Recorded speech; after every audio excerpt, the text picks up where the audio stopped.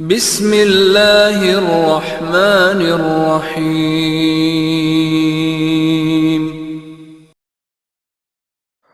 اعوذ باللہ من الشیطان الرجیم، بسم اللہ الرحمن الرحیم، الحمد للہ رب العالمین، وصلی اللہ علی محمد وآلہ الطیبین الطاہرین المعصومین الذین اذہب اللہ عنہم الرجس وطہرہم تطہیرا۔ اللهم صل على محمد وآل محمد۔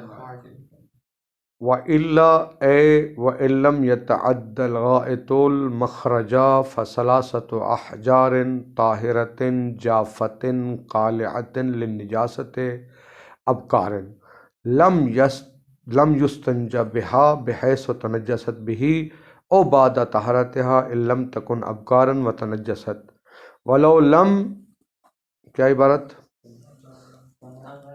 وَلَوْ لَمْ تَنَجَّسْ، ٹھیک ہے، وَلَوْ لَمْ تَنَجَّسْ كَالْمُكَمِّلَةِ لِلْعَدَدِ بَعْدَ نَقَاءِ الْمَحَلِّ كَفَتْ مِنْ غَيْرِ اعتبار طہر فصل۔ اچھا جی، کتاب بند کر دیں، زبانی مسئلے سن لیں، پھر آگے ترجمہ کرتے ہیں۔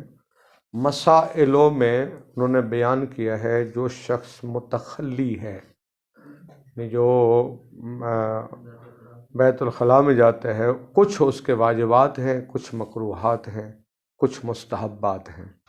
سب سے پہلے واجبات بیان کر رہے ہیں، کچھ چیزیں حرام بھی ہیں نا، ٹھیک ہے۔ سب سے پہلا جو واجب ہے متخلی شخص کے لیے ہے وہ ہے ستر العورت، اپنی شرمگاہ کو چھپائے، چاہے وہ آگے والی شرمگاہ ہو یا پیچھے والی ہو، قبلاً او دبراً۔ اچھا جی، دوسرا تھا ترک استقبال قبلہ، قبلہ کی طرف منہ کرنے کو ترک کر دے، واجب ہے۔ اور استدبار یعنی قبلہ کی طرف منہ کرنا بھی حرام ہے اور پشت کرنا بھی حرام ہے۔ ترک کرنا ضروری ہے یعنی حرام ہے منہ کرنا اور پشت کرنا۔ تیسرا واجب تھا مقام بول کو 2 مرتبہ دھونا واجب ہے، کیونکہ ہمارا یہی نظریہ تھا نا پیچھے جو بیان کیا تھا کہ بول کو 2 مرتبہ دھونا واجب ہے، ٹھیک۔ اور مسئلہ ہے مقام غائط کا، اس کی چند صورتیں بنتی ہیں، ایک ایک صورت علیحدہ سنیں پھر ترجمہ کریں گے۔ مقام غائط، بڑے پیشاب کا مقام، اس کی صورتیں ہیں مختلف، 2 صورتیں پہلے بنیں گی، یا وہ غائط متعدی ہے یا غیر متعدی۔ اگر غیر متعدی ہے تو پھر صرف احجار یا احجار جیسی چیزوں کے ساتھ اس کو پاک کیا جا سکتا ہے، اگر وہ کیا ہے غیر متعدی ہے، پھیلا ہوا نہیں ہے۔ لیکن اگر متعدی ہے پھر تو حتماً اس کو پانی کے ساتھ پاک کرنا بھی واجب ہے، یعنی احجار کا استعمال، صرف احجار پھر کافی نہیں ہوں گے اگر وہ غائط کیا ہے متعدی ہے۔ اچھا جی، مسئلہ یہ ہے کہ اگر غائط متعدی نہیں ہے، اپنے حواشی سے، اپنے مال سے زیادہ اس نے جسم کے حصے کو آلودہ نہیں کیا، غیر متعدی ہے، تو اس کو پاک کرنے کے 2 طریقے ہیں، اور ان دونوں کا جمع بھی ہو سکتا ہے۔ مقام غائط کی بات ہو رہی ہے، ٹھیک ہے۔ ایک یہ ہے کہ 3 پتھروں کے ساتھ آپ پاک کر سکتے ہیں، یا 3 پتھروں جیسی کوئی اور چیزیں، مثلا ٹیشو پیپر ہیں، کپڑے ہیں، یا اور اس طرح کی جو چیزیں، جو ایسی چیزیں جو وہ جیسے اس نجاست کو کیا کر دیں، زائل کر دیں۔ وہ جو 3 احجار یا 3 کپڑے یا 3 ٹیشو پیپر یا 3 لکڑیاں، ایسی چیزیں جو نجاست کو دور کر دیں، ان کی پہلی شرط ہے کہ خود وہ طاہر ہوں، کیونکہ اگر وہ خود نجس ہوئے تو پھر وہ نجس، جب وہ دوسری نجس چیز کو پاک ہی نہیں کریں گے، خود کیا ہونے چاہیے، طاہر۔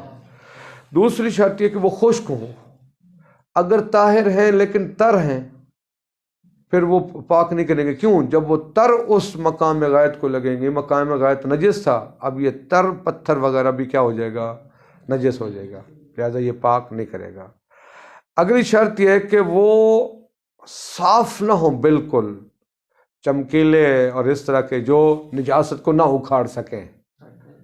دیکھیے ٹھیک ہے نا. ایسے بھی ثقیل، جس کو سائیکل یا ثقیل کا نام دیا تھا، وہ بھی نہ ہو. ٹھیک. اچھا، اگلی انہوں نے شرط لگائی ہے وہ ابکار ہوں، یعنی پہلے استعمال شدہ نہ ہوں. ٹھیک ہے. البتہ ابکار کی کہتے ہیں لازمی نہیں ہے. اگر پہلے ابکار ہم نے کہا اس وجہ سے کہا ہے کہ اگر وہ استعمال شدہ ہیں اور وہ نجس ہیں تو پھر بھی اگرچہ ابکار نہیں ہیں ان کو استعمال کر سکتے ہیں. کیسے؟ ان کو پاک کر لیں، پاک کریں اور وہ خشک ہو جائیں، اس کے بعد آپ اس کو استعمال کر سکتے ہیں. ٹھیک ہے جی. اچھا، ایک اور بڑا مسئلہ ہے، اگر نجس نہ ہو، مثلا ایک آدمی 3 بار استعمال کرتا ہے اس کو، پتھر کو 2 مرتبہ استعمال کرنے سے بالکل عین نجاست دور ہو گئی ہے.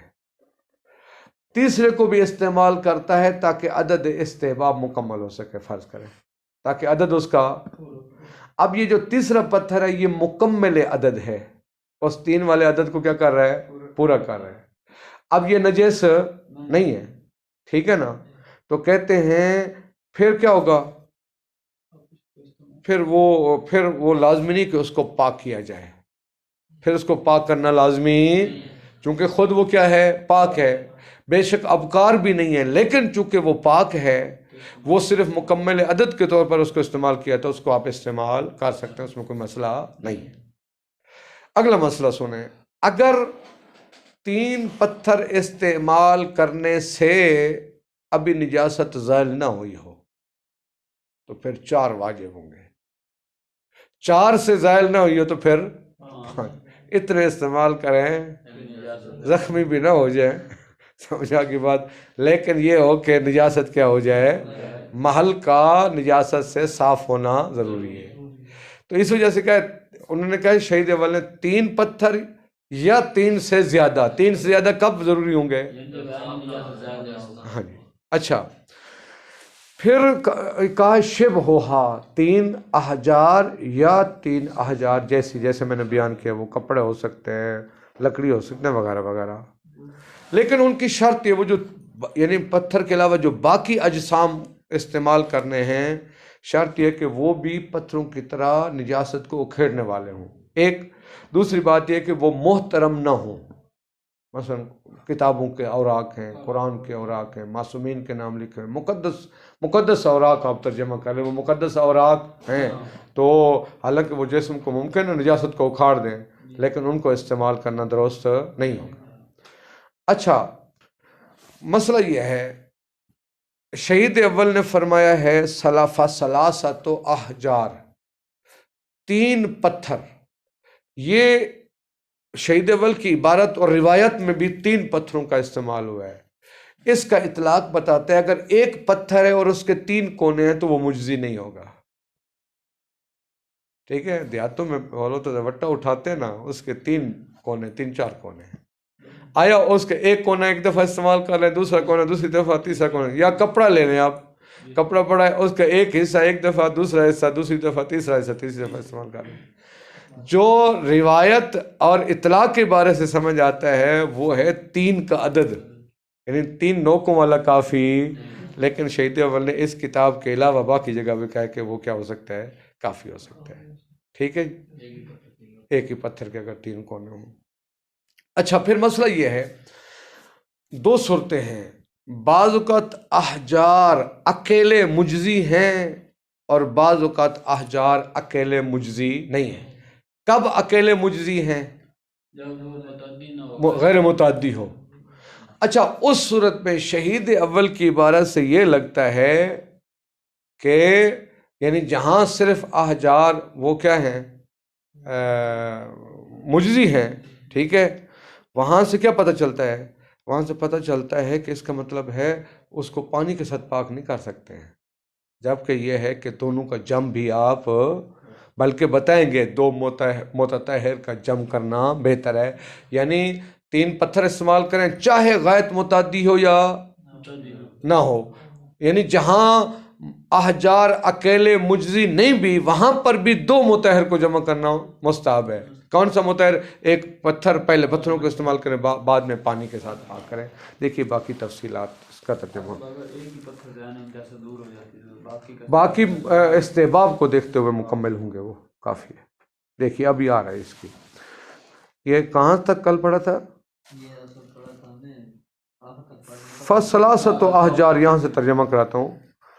انہوں نے کہا تھا کہ شہید اول کی عبارت دیکھیں، وَغَسْلُ الْبَوْلِ بِالْمَاءِ مَرَّتَيْن، بالماء پانی کے ساتھ، غسل بول مقام بول کو دھوئیں، وَقَضَى الْغَائِطِ، اسی طرح مقام غائط کو بھی، لیکن یعنی پانی کے ساتھ دھونا واجب ہے، مع التعدی، جب وہ کیا ہو؟ پھیلا ہوا ہو۔ وَإِلَّا سے مراد اگر مقام غائط متعدی، وہ پیشاب متعدی نہ ہو، فَثَلَاثَةُ احجار، پھر 3 پتھروں کے ساتھ استعمال کریں گے، ٹھیک ہے۔ طاہرتن، در حالانکہ وہ 3 پتھر کیا ہونے چاہیے؟ اچھا، احجارن طاہرتن، ٹھیک ہے، طاہرتن، وہ 3 پتھر تو کیا ان کی صفت ہے، کیا ہونے چاہیے؟ وہ طاہر ہوں۔ جافتن، خشک ہوں۔ کیوں خشک ہونا ضروری ہے؟ کیونکہ اگر وہ تر ہوئے تو مقام غائط کو جیسے لگیں گے خود نجس ہو جائیں گے۔ قالعۃ للنجاسہ، ابکارن، کس کی صفت ہے؟ احجار کی، وہ 3 باکرہ ہوں۔ کیا مطلب؟ لم یستنجا بہا بحیث تنجست بہی، اس کا پیچھے سے تعلق ہے، اس طرح ان کے ساتھ استنجا نہ کیا گیا ہو کہ وہ کیا ہو گئے ہوں؟ استنجا کی وجہ سے نجس ہو گئے ہوں، ایسے نہ ہوں۔ یعنی اگر ان کے ساتھ کیا کیا گیا ہے؟ استنجا کیا، اگر وہ نجس ہو گیا ہے تو ایسے نہ ہوں، بلکہ کیا ہوں؟ ابکار ہوں۔ او بعد طہارتہا، یا اگر وہ کیا ہیں؟ ابکار نہیں ہیں، استعمال کیے گئے ہیں اور وہ نجس ہو گئے تھے، لیکن بعد طہارتہا، ان احجار کی طہارت کے بعد، یعنی ان کو پاک کر لیں۔ پاک کر لیں گے کب؟ ان لم تکن ابکارن و تنجست، دونوں ایک ساتھ پڑھیں، دونوں کو ایک ساتھ پڑھیں، یعنی وہ ابکار نہیں ہیں اور نجس ہو گئے ہیں۔ چونکہ اگر وہ ابکار بھی نہیں ہیں لیکن نجس بھی نہیں ہوئے تو پھر تو پاک کرنا ضروری نہیں ہے نا۔ بعد طہارتہا، یعنی ان کو پاک کریں گے کب؟ جب وہ ابکار نہیں تھے، وہ تنجست، اور کیا ہو گئے ہوں؟ نجس ہو گئے ہوں، پھر ان کو پاک کرنے کے بعد۔ سمجھ آئیے بات؟ وَلَوْ لَمْ تَنَجَّسْ، اگر وہ ابکار بھی نہیں ہے اور متنجس بھی نہیں ہوا ہے، ہو سکتا ہے یہ 2 مرتبہ آپ نے استعمال کیا ہے، اب اس سے عین نجاست زائل ہو گئے، تیسری مرتبہ جو وہ مکمل عدد ہے، 3 مرتبہ ہے نا استعمال کرنا، تو وہ اب ابکار بھی نہیں ہے لیکن نجس بھی نہیں ہے، ٹھیک۔ اگر وَلَوْ لَمْ تَنَجَّسْ، یعنی ابکار نہ ہو اور نجس بھی نہ ہو، جیسے یہ ہو سکتا ہے جیسے آپ نے کہا، کہتے ہیں ہاں کل مکملۃ للعدد بعد نقاء المحل، محل کے صاف ستھرا ہونے کے بعد وہ جو عدد کو مکمل کرنے والا ہے۔ مثلا 3 مرتبہ استعمال کرنا تھا، 2 مرتبہ استعمال کرنے سے محل نقی ہو گیا ہے، صاف ہو گیا ہے، ٹھیک ہے۔ اب تیسری مرتبہ آپ کیوں استعمال کر رہے ہیں؟ عدد کو مکمل کرنے کے لیے۔ اب یہ تیسری مرتبہ جو استعمال کیا ہے، اب کار نہیں ہے لیکن نجس بھی، کہتے ہیں اگر ایسا ہو تو کفت، پھر کافی ہے، پھر کیا ہے؟ کافی ہے۔ من غیر اعتبار طہر کا معنی تطہیر، پھر اس کو پاک کرنا ضروری نہیں ہے، پھر اس کی تطہیر معتبر نہیں ہے، تطہیر کے معتبر ہوئے بغیر وہی کافی ہوگا۔ سمجھ آگے بات یہ؟ فَصَاعِدًا عَنِ الثَّلَاثَةِ إِن لَمْ يُنَقَّ الْمَحْلُ بِهَا، ٹھیک ہے۔ اور 3 سے زیادہ پتھر استعمال کرنے ہیں، عن الثلاثہ، فصاعداً عن الثلاثہ، 3 سے زیادہ کب؟ ان لم ينق المحل بها، اگر 3 کے عدد سے محل صاف نہ ہوا ہو، ابھی بھی عین نجاست وہاں پر کیا ہے؟ موجود ہے، تو پھر 3 سے زیادہ استعمال کریں گے، ٹھیک۔ پھر کہے او شبہها ثلاثۃ احجار او شبہها، یا جو 3 پتھروں جیسی چیزیں ہیں، خود بتا رہے ہیں، من ثلاث خرقن، 3 کپڑوں کے ٹکڑے، او خزفاتن، یا 3 ٹھیکریاں، او اعوادن، 3 لکڑیاں، ونحو ذالک، یا 3 ٹیشو پیپر، یا اس طرح کی اور چیزیں، من الاجسام، ایسے اجسام الخالعات للنجاسہ جو نجاست کو اکھاڑنے والے ہیں، اور غیر المحترمہ، شرط ہے کہ وہ محترمہ مقدس اور مقدس چیزیں وہ نہ ہوں۔ اس میں آپ مثلا فرض کر سکتے ہیں سجدگاہ جو ہے، اب یہ جب سجدگاہ بن جاتا ہے اس کا احترام بن جاتا ہے، اب اس کے ساتھ نہیں کر سکتے ہیں۔ پھر مقام غیر پاک نہیں ہوگا، یا ویسے وہ گناہ ہو سکتا ہے مقام غیر پاک ہو جائے لیکن گناہ گار ہے؟ نہیں کہتے نہ کریں ان کو، مقام تو پاک ہو جائے گا، یہ استعمال نہ کریں آپ یہ ان اجسام کو، چونکہ پھر توہین ہو جائے گی، حرام ہے نا۔ اچھا آگے ہے وَيُعْتَبَرُ الْعَدَدُ فِي ظَاهِرِ النَّص وَهُوَ الَّذِي يَقْتَضِيهِ اطلاق العبارت۔ دیکھیے، اور وَيُعْتَبَرُ نص میں عدد معتبر ہے، یعنی 3 پتھر، 3 کپڑے، 3 لکڑیاں، 3 ٹیشو پیپر وغیرہ وغیرہ، جو عدد وَيُعْتَبَرُ الْعَدَدُ فِي ظَاهِرِ النَّص جو روایت کے ظاہر ہے اس میں عدد معتبر ہے۔ وَهُوَ الَّذِي، اور یہ وہ چیز ہے یقتضی اطلاق العبارت، شہید اول کی عبارت کا اطلاق بھی اسی کا تقاضا کرتا ہے۔ شہید اول نے کیا کہا ہے؟ فَثَلَاثَةُ أَحْجَارٍ، پس اس کو دیکھیں تو فَلَا يُجْزِي ذُو الْجِهَاتِ الثَّلَاث، وہ پتھر یا کپڑا یا لکڑی مجزی نہیں ہوں گی جس کی کتنی جہات ہوں؟ 3 جہات ہوں، چونکہ روایت میں اور ظاہر ہے جو مصنف کی عبارت کا اطلاق ہے وہ ہے 3 پتھر، اس 3 کے عدد سے ظاہر ہے تو وہ 3 علیحدہ ہونے چاہیے، تو ذو الجہات الثلاث جس کے 3 کونے ہیں وہ کافی نہیں ہے۔ وقاطع المصنف فی غیر الکتاب باجزائہ، لیکن شہید اول نے اس کتاب یعنی کتاب لمہ کے غیر میں قط کیا ہے باجزائہ، ہی کا مرجع ہے ذو الجہات، کہ ذو الجہات بھی کیا ہے؟ مجزی ہے، ٹھیک۔ اچھا وَيُمْكِنُ إِدْخَالُهُ عَلَى مَذْهَبِهِ، ممکن ہے ذو الجہات کو آپ داخل کر دیں شہید اول کے مذہب کے مطابق، کس میں؟ فی شبہ، مجھ سے دیکھیں شہید شبہ میں بھی داخل کر سکتے ہیں۔ شہید اول نے کہا 3 احجار یا جو 3 احجار کے مشابہ ہوں، یعنی 3 احجار، حجر ایک ہے لیکن اس کے 3 کونے ہیں، ٹھیک ہے جی، حجر ایک ہے لیکن اس کے کونے کتنے ہیں؟ 3 ہیں۔ ہاں جی،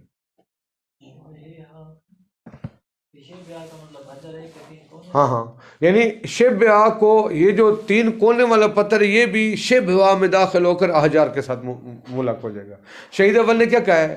3 احجار یا جو اس کے مشابہ ہو، اسی شبہ میں یہ جس کی 3 جہات ہیں یہ بھی اسی میں داخل ہو سکتا ہے، کوئی مسئلہ نہیں۔ وَعْلَمْ، آپ جان لیں، ان الماء مجزن مطلقاً، توجہ فرمائیں، چاہے غائط متعدی ہو یا متعدی، ہر صورت میں اکیلا پانی بھی مجزی ہے، پتھر استعمال نہ بھی کریں۔ مطلقاً سے مراد چاہے وہ غائط متعدی ہو یا متعدی، ہر صورت میں پانی کیا ہے؟ مجزی ہونے کا کیا مطلب ہے؟ یعنی مجزی یعنی پتھروں کا استعمال نہ بھی کریں، تو صرف پانی بھی کیا ہے؟ مجزی ہے۔ بل ہوا افضل من الاحجار علی تقدیر اجزائها، جس صورت میں احجار مجزی ہیں اس صورت میں بھی پانی کا استعمال افضل ہے۔ ترجمہ میں نے ٹھیک کر دیا ہے، کس صورت میں احجار مجزی ہیں؟ جب غائط غیر متعدی ہو، اس صورت میں بھی پانی کا استعمال افضل ہے۔ دیکھیے ایک صورت ہے وہاں صرف احجار تو مجزی ہی نہیں ہے جب متعدی ہو جائیں، جہاں اکیلے احجار مجزی ہیں وہاں پر بھی پانی کا استعمال احجار سے افضل ہے، ٹھیک ہے جی۔ کہتے ہیں بل ہوا، بلکہ یعنی پانی کا استعمال افضل ہو من الاحجار، احجار سے افضل ہے، اللہ تقدیر اجزایا، اس فرض کی صورت میں جہاں اکیلے پتھر مجزی ہیں۔ لیکن وَلَيْسَ فِي عِبَارَتِهِ هُنَا مَا يَدُلُّ عَلَى إِجْزَاءِ الْمَاءِ فِي غَيْرِ الْمُتَعَدِّي، دیکھیے ہم نے کہا ہے ما مطلقاً وہ ہے مجزی ہے، شہید اول کی عبارت میں کوئی ایسی چیز نہیں لگتی کہ جو غیر متعدی کی صورت میں بتائے کہ ما بھی کیا ہے؟ مجزی ہے۔ شہید اول کی عبارت میں کوئی ایسا جملہ، کہتے ہیں لیسا نہیں ہے فی عبارت ہی، شہید اول کی عبارت میں ہونا لمع میں ما ایسی چیز یدل جو دلالت کرے علی اجزاء الماء کہ پانی مجزی ہے فی غیر المتعدی، اگر وہ غائط کیا ہے وہ غیر متعدی ہے، ٹھیک ہے. عبارت سے کوئی ایسا کوئی چیز پتہ نہیں چل رہی، لیکن ہم نے بتا دیا کہ ما کیا ہے، مطلقاً متعدی ہے. نام یمکن استفادتہ من قولہ سابقا الماء مطلقاً. وہ جو شروع میں شہید والے نے کہا تھا الماء مطہر مطلقاً، کہتے ہیں وہاں سے شاید وہ استدلال کر کے نا شہید اول نے وَلَعَلَّهُ اجتازا بھی، شاید شہید اول نے اسی پر اکتفا کیا ہو. جو شروع میں جب میں نے بتا دیا ہے ابھی پانی ہمیشہ کے لیے کیا ہے، مطہر ہے، تو جہاں پر اکیلے حجر بھی مجزی ہیں، وہ جو غیر متعدی ہو، تو وہاں پر بھی اس اطلاق سے آپ خود بخود سمجھ لینا. مجھے ہر بات علیحدہ علیحدہ تو نہیں کہنی چاہیے، سمجھا کی بات یہ کیا کہنا چاہ رہے ہیں آگے. اچھا وَيُسْتَحَبُّ التَّبَاعُدُ مِنَ النَّاسِ، اور مستحب ہے کیا، تباعد باب تفاعل کا مصدر ہے. مستحب ہے تباعد یعنی دوری اختیار کرنا، عن الناس تخلی کے وقت لوگوں سے اتنے دور ہو جائیں، بحیث لا یرا اس طرح کہ آپ دیکھے نہ جائیں، بحیث لا یرا اس طرح کہ آپ دیکھے نہ جائیں. کیوں بھی تأسین بن نبی صلی اللہ علیہ وآلہ وسلم، یہ پیغمبر اکرم کی سیرت ہے. اچھا فَإِنَّهُ لَمْ يُرَى قَطُّ عَلَى بَوْلٍ وَلَا غَائِطٍ، پیغمبر اکرم کو آج تک کسی نے بول اور غائط کرتے ہوئے دیکھا. انما یرید اللہ لیذہب عنکم الرجس اہل البیت ویطہرکم تطہیرا، کہتی ہے کہ آج تک ان کو، اب ہو سکتا ہے تطہیر کا کیا معنی لیتے ہیں، اب یطہرکم تطہیرا سے. بہرحال پیغمبر اکرم کو کسی نے آج تک بول اور غائط کرتے ہوئے دیکھا. یہاں سے ہم سمجھ سکتے ہیں کہ ہم بھی کوشش کریں، ٹھیک ہے، کہ ہم بھی ایسی جگہ بیٹھیں جہاں دیکھنے والے نہ ہوں. ہمارے پاکستان کا کلچر اپنا ہے. میں نے اگلے دن وہ مقداد اور اکٹھے بیٹھے ہوئے تھے، یعنی 50 قدم آگے وہ پیٹرول پمپ تھا، وہاں واش روم تھے، اس سے پہلے وہ گاڑی رکی ہے، 3 بندے کوئی ادھر منہ کر کے پڑا ہوا ہے، کوئی ادھر منہ کر کے پڑا ہوا ہے. یہ ہمارا کلچر ہے، ٹھیک ہے جناب. نالیوں کے بھی جناب وہ شلوار اتار کے ادھر منہ کر کے شروع کرتے ہیں، جبکہ یہ انتہائی کہ بہرحال ایک غیر شائستہ فعل ہوتا ہے. تو یہ لوگوں سے دوری اختیار کریں، ٹھیک ہے جی. اچھا دوری اختیار یہ بھی ہو سکتی ہے کہ آپ وہ واش روم میں چلے جائیں، تو وہاں پہ بھی آپ کو کوئی دیکھنے والا نہیں ہوگا. اچھا اگلا مستحب وَيُسْتَحَبُّ، اب مستحبات بیان کریں. اگلا مستحب ہے وَالْجَمْعُ بَيْنَ الْمُتَّحِرَيْن، متطہرین ہے یا متطہرین ہے، ہاں 2 متطہرین، الماء والاحجار، یعنی دونوں متطہر کو جمع کریں، ٹھیک ہے.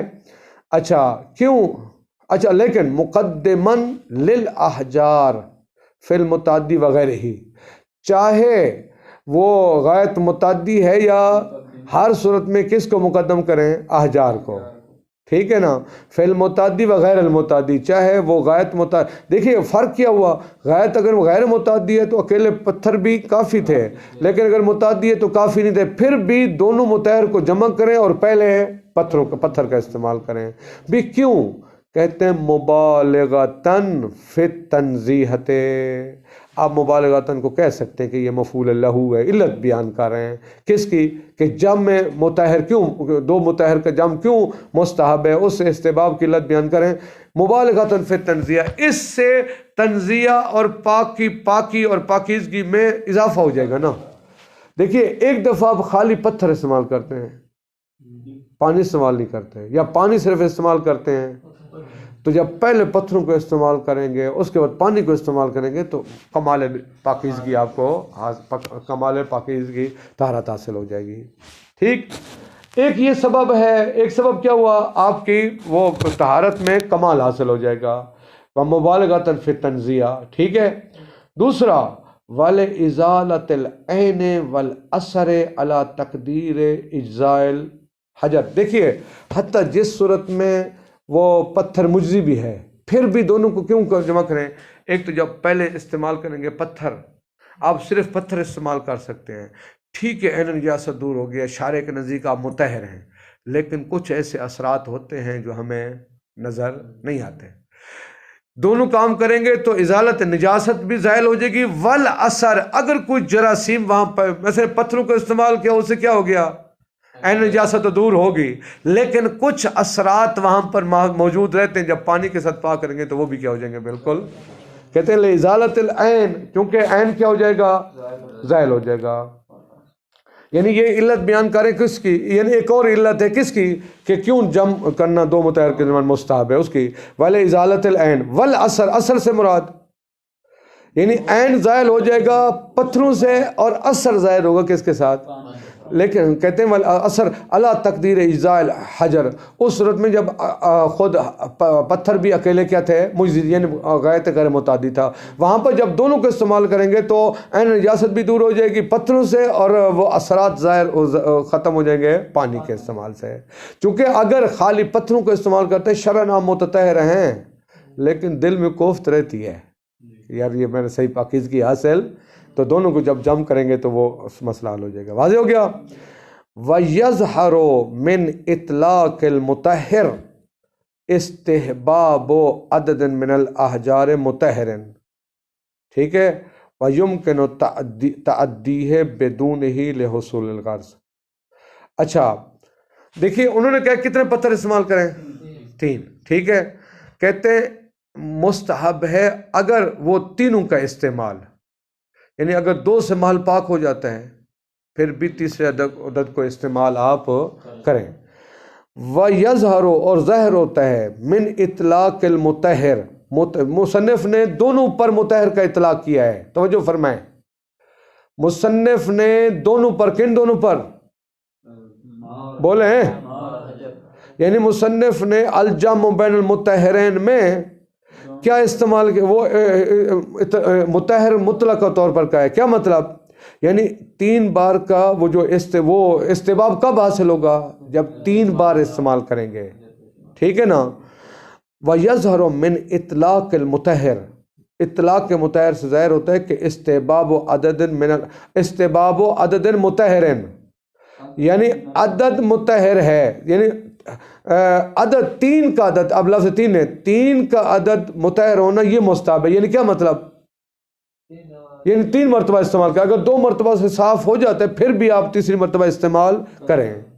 وَيُمْكِنُ تَعَدِّيهِ بِدُونِهِ، لیکن ممکن ہے استحباب بغیر 3 پتھروں کے بھی کیا ہو جائے، حاصل ہو جائے۔ کیسے، سنیں، دیکھیے ظاہر عبارت سے کیا لگتا ہے 3 پتھروں کا استعمال، بے شک 1-2 کے بعد وہ کیا ہو جاتا ہے، لیکن کہتے ہیں کہ اس کے 3 پتھروں کے استعمال نہ کریں پھر بھی استحباب بچ سکتا ہے۔ کیسے، 2 دفعہ پتھروں کو استعمال کر رہے ہیں، عین جیسے دور ہوگی، اس کے بعد پانی کو پاک کر لیں گے، وہ استحباب حاصل ہو جائے گا۔ کیوں حاصل ہو جائے گا، چونکہ غرض حاصل ہوگی۔ غرض ہماری کیا تھی، عین نجاست بھی دور ہو جائے اور اثر بھی، جب آپ نے 3 کا استحباب تھا لیکن 2 کے ساتھ مال کیا ہو گیا، نقی ہو گیا، صاف ہو گیا، ادھر سے پانی کا استعمال کر دیا، غرض حاصل ہو گیا، تو 3 کے کم سے استعمال بھی استحباب حاصل ہو جائے گا۔ لیکن ظاہر عبارت سے کیا لگتا ہے کہ 3 کا استعمال ہی ہونا چاہیے۔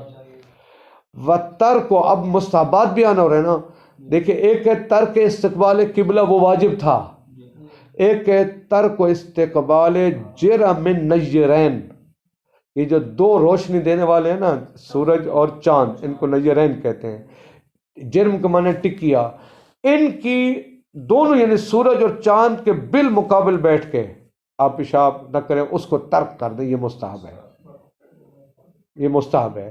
النیرین سے مراد الشمس والقمر، وہ بھی کس کے ذریعے ان کے سامنے بیٹھنا، بالفرج، یعنی شرمگاہ ان کی طرف ہو، پشت ہو جائے تو مسئلہ نہیں ہے، شرمگاہ جو ہے نا وہ اس کی طرف نہ ہو، یعنی اس کو ترک کر دیں۔ اما جہتھا فلا باس، دیکھیے فرض کریں اب یہاں جب ہم بیٹھے ہوئے ہیں تو میرا منہ ہے مشرق کی طرف اور آپ کا منہ کی طرف ہے مثلا جنوب کی طرف ہے، اب سورج کہاں سے ہے، جنوب کی طرف ہے، بالکل سورج کی طرف شرمگاہ نہیں ہے لیکن اسی جہت میں ہے جس جہت میں چاند ہے، پھر مسئلہ نہیں ہے، جس جہت میں سورج ہے، اگر جہت وہ یہ وہ مسئلہ نہیں، یعنی ڈائریکٹ اس کی شعاعیں وہ ڈائریکٹ اس شرمگاہ کی طرف نہ ہو، یہ مراد ہے۔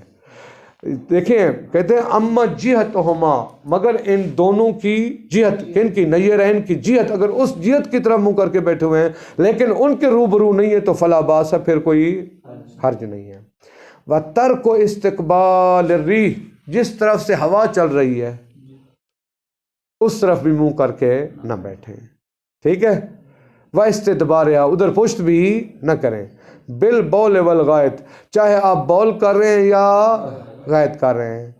دیکھیے جو نیرین میں مسئلہ بیان کیا وہ صرف استقبال ہے، ہوا کی طرف جہاں سے چاہ رہے ادھر پشت بھی نہ ہو ادھر منہ بھی نہ ہو، لیکن اگر اس سے بچنے کے لیے قبلہ رخ ہونا پڑتا ہے، کو پوچھنا پڑتا ہے، پھر اس سے بچنا ضروری ہے، کوئی اور راستہ تلاش کریں۔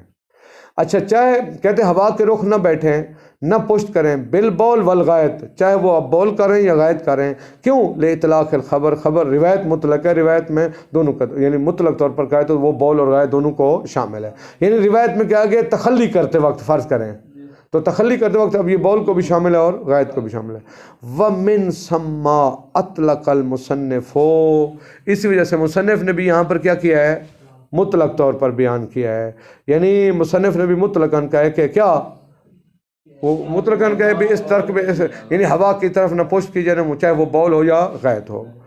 وَإِن قَيَّدَهُ فِي غَيْرِهِ بِالْبَوْلِ، اگرچہ شہید اول نے غیر ہی کا مرجع لمح کے غیر میں بول کے ساتھ مقید کیا ہے کہ بول میں یہ مکروہ ہے، یعنی بول میں ترک مستحب ہے۔ اچھا اگلا وَتَغْطِيَةُ الرَّأْسِ، تغطیہ تفعلت ان کے وزن پر، تغطیہ سر کو چھپانا، ان کا نا مکشوفاً، اگر آپ کا سر کھلا ہوا ہے کوئی چیز نہیں پہنی ہوئی تو پھر یہ مستحب ہے سر کو آپ چھپائیں۔ کیوں؟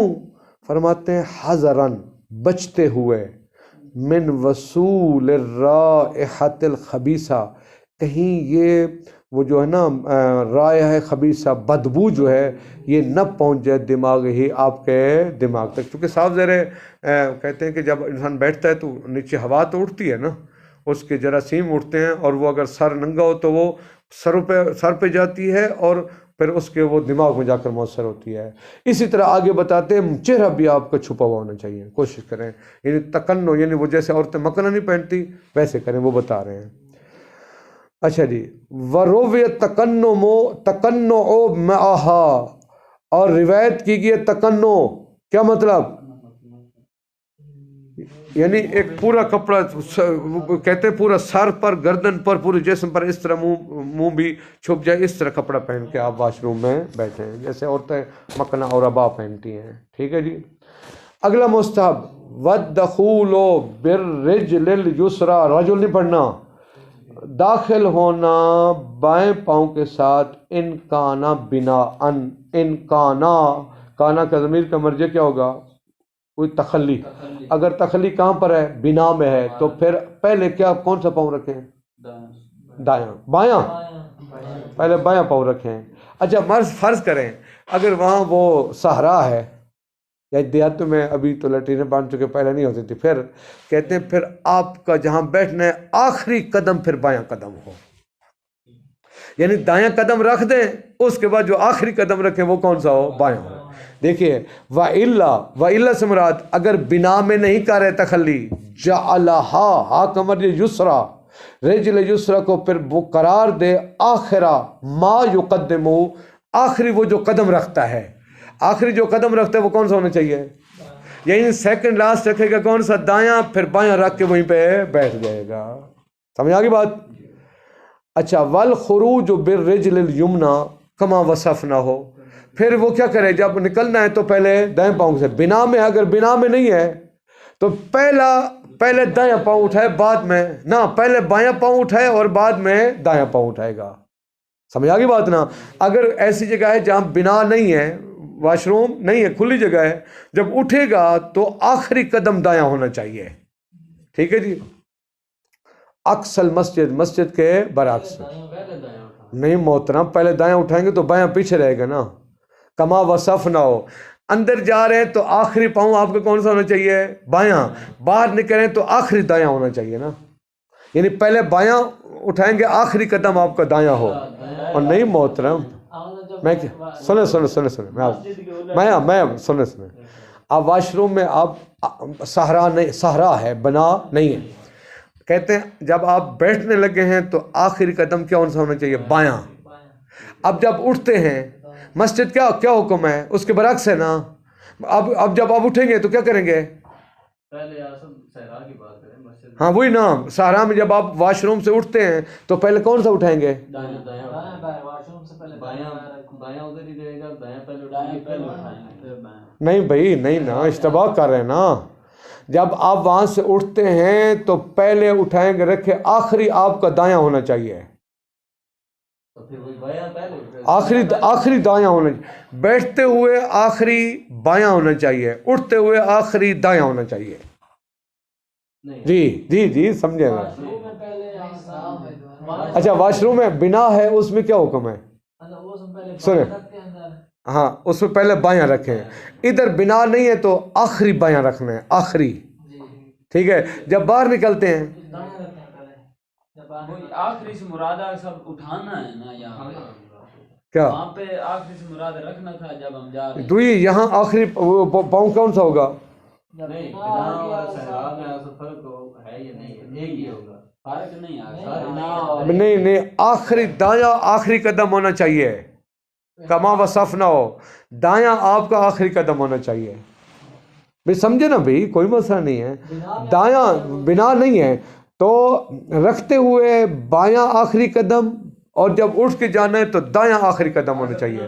بھائی صاحب آپ عبارت سنیں، آپ عبارت سنیں. عبارت کیا کہہ رہے سنیں؟ بالرجل الیمنی، سنیں، بالرجل الیمنی یعنی خروج کس کے ساتھ ہونا چاہیے؟ ترجمہ دیکھیں، مجھے بتا دیں. دائیں پاؤں کے ساتھ. کما وصفنا ہو، جیسے ہم نے اس یسرا کی توصیف بیان کی تھی. یعنی وہاں توصیف کیا بیان کی تھی کہ جب آخری رکھنا ہے تو بایاں رکھنا ہے.